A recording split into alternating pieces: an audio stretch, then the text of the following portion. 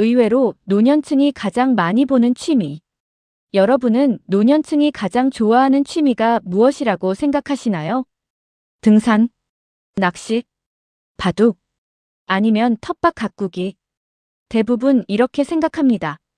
하지만 실제로 많은 노년층이 가장 많은 시간을 보내는 취미는 조금 의외의 곳에 있습니다. 돈이 많이 들지도 않고 특별한 기술도 필요 없으며 몸이 불편해도 할 수 있는 취미.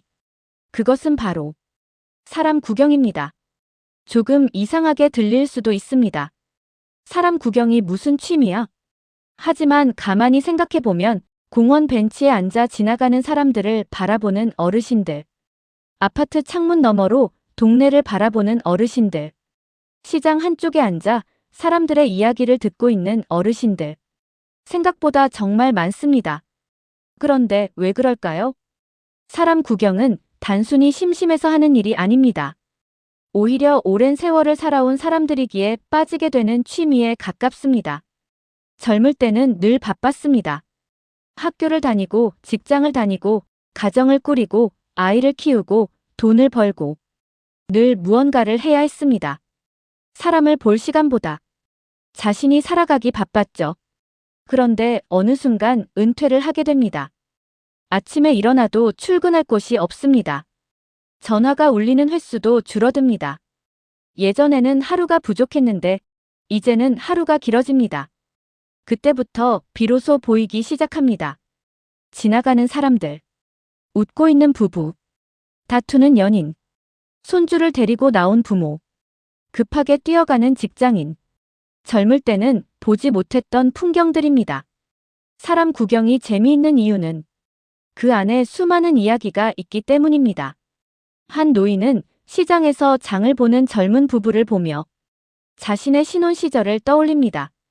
공원에서 손을 잡고 걷는 노부부를 보며 이미 세상을 떠난 배우자를 생각하기도 합니다.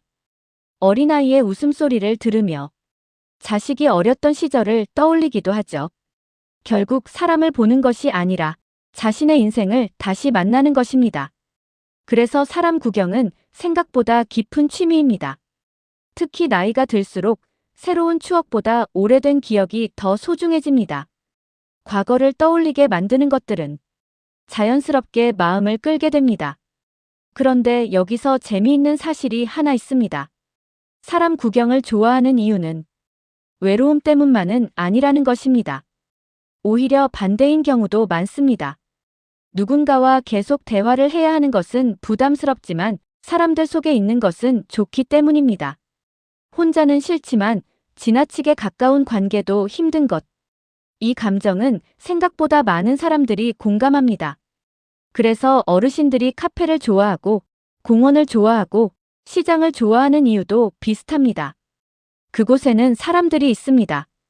대화를 하지 않아도 됩니다. 인사를 하지 않아도 됩니다. 그냥 함께 존재하는 것만으로도 충분합니다. 젊은 시절에는 이해하기 어려운 감정입니다. 하지만 나이가 들수록 깨닫게 됩니다. 인간은 생각보다 관계 자체보다 사람의 기운을 더 그리워한다는 것을요. 그래서 어떤 어르신들은 말합니다. 사람 많은 곳에 가면 마음이 편안하다. 이 말은 단순한 표현이 아닙니다. 누군가와 친해지고 싶다는 뜻도 아닙니다.